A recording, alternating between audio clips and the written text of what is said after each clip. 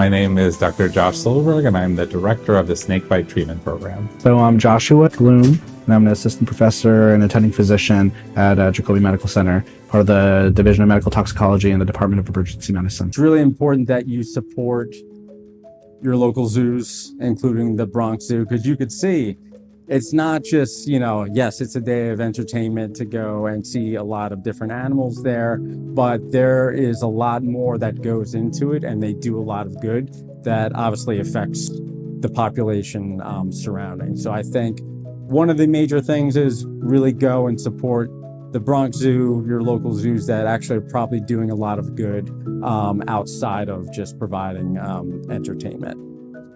So I think the rewarding part is taking a disease process that is not as well known, that a lot of physicians aren't as educated on, and then being able to lend my expertise to helping someone who's been affected by that. So as physicians, we really do pride ourselves in what we know and how we can help people with it. And so this really is just an opportunity that there's not a lot of physicians who have managed a snakebite before. So if I know how to manage it, it almost becomes my own personal responsibility to do that.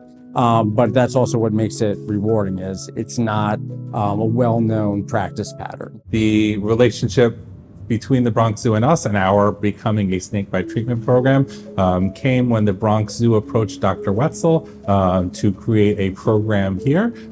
Following Dr. Wetzel's retirement, it was passed on to Dr. Tauger, my immediate predecessor in this role. And then since I finished residency, I have joined Dr. Tauger in the program, and several of my other colleagues have come along. It has been a pretty fruitful and helpful relationship for both us and the Bronx Zoo and the patients in the surrounding area.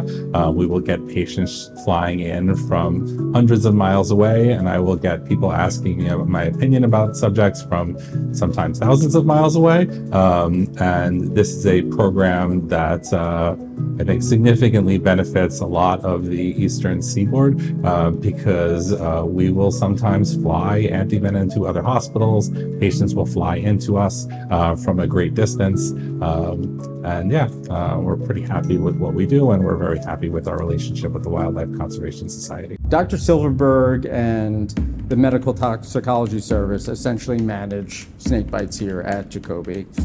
The Medical Toxicology Service is just myself and Dr. Bloom. So basically, we are part of the overall consulting team, and we are available every hour of every day of the year, essentially, to give bedside evaluation management of snakebite victims. So we're basically just part of the consulting team who will see and manage these patients. And depending on who happens to be on call, you might take more of a frontline role in that. But the three of us, Dr. Silverberg, Bloom, and myself, will talk about each one of these envenomations. Again, 10 to 15 a year is not that frequent. So when it does happen and we get a case, we will put our heads together to figure out the optimal management. So the apocryphal history I have heard was that the Bronx Zoo was seeking a program to partner with them so that they had a plan if one of their handlers gets bitten. Thankfully, that does not happen because their handlers are quite expert at what they are doing. But they went to the nearest hospital to see if they could create an affiliation agreement. And the nearest hospital said no. So then they went to the second nearest hospital, which is us. And my predecessor agreed to work with them, and we have had a working relationship ever since. We are really happy with our collaboration there. They're excellent people to work with. And so we have close communication, especially when one of these cases comes by. So Poison Control has access to the Antivenom Index, which keeps track of the antivenom inventory for zoos across the country. And so they're able to determine what antivenom they need, and then they can reach out to whatever zoo is located closest to the hospital and then supply the antivenom from that zoo. So for the Northeast, that almost always falls to us here at the Bronx Zoo because we have a pretty extensive collection of antivenom. If you're just bitten you're out on a hike and you're getting bit by a snake, there's really only two antivenoms out there because one antivenom treats all of our pit vipers, which are most of our rattlesnakes, copperheads. So there's basically a single antivenom. It's called a polyvalent that treats all of those species. The other one is coral snakes. The snakes look very different. People can usually tell them apart, but even if not, the symptoms of the bite are different enough that you can generally tell what species you've been bit by. One of our bigger areas that we get is Harriman State Park. They have copperheads and timber rattlesnakes that are in the region, so we will often see people from there. The Bronx generally itself doesn't have a large population of snakes because snakes aren't amazing at crossing big roads. So getting to an area that's sort of encased in highways and major roads, they don't survive the journey so well. And so you don't tend to have a large population of snakes. And it depends again on what type of snake was involved, what type of venom is involved. It could be a simple collaboration of a conversation.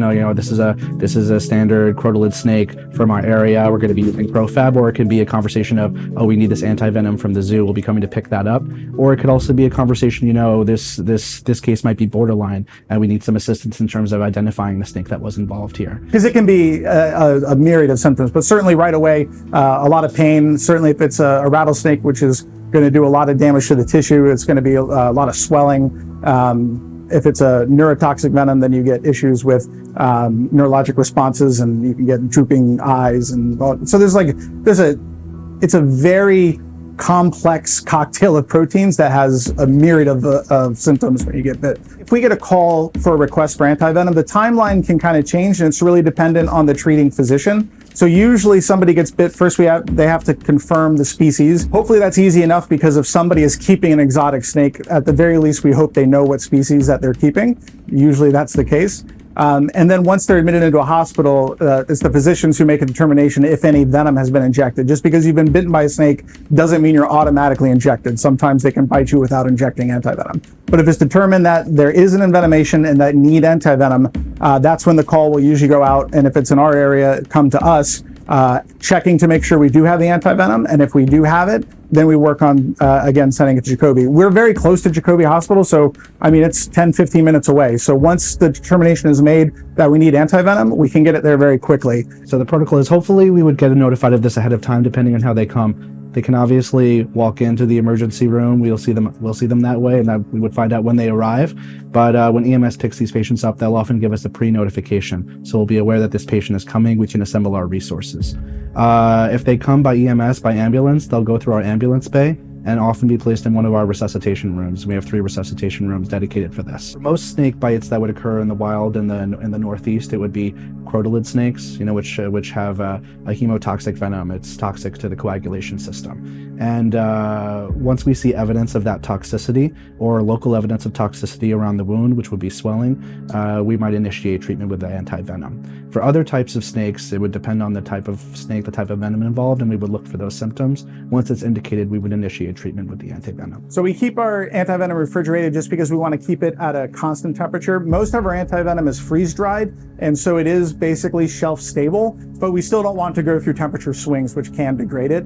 Antivenom is actually effective for a very long time. It has a short expiration date, usually 2 to 3 years, but there's been plenty of cases of antivenom used 20 years past its expiration date and still effective. Some interesting stories. I did have a father-daughter pair who were both bit while they were hiking. And other than obviously the travesty of this happening to this family, the 7-year-old daughter was far and away tougher than dad. A very stoic 7-year-old girl. But yeah, overall, it's a privilege to treat somebody like that. And obviously, people are terrified when they're bitten by a snake. They don't know what to expect. So then to kind of walk a child and her dad, who is probably more fearful for his child too at the same time, again, that's just something that lends itself to a lot of job satisfaction. So snake bite season is coming up. It tends to happen when the snakes are active and out. So warm weather is where it is. Just be cautious when you're hiking or climbing anything. Just be aware of your surroundings.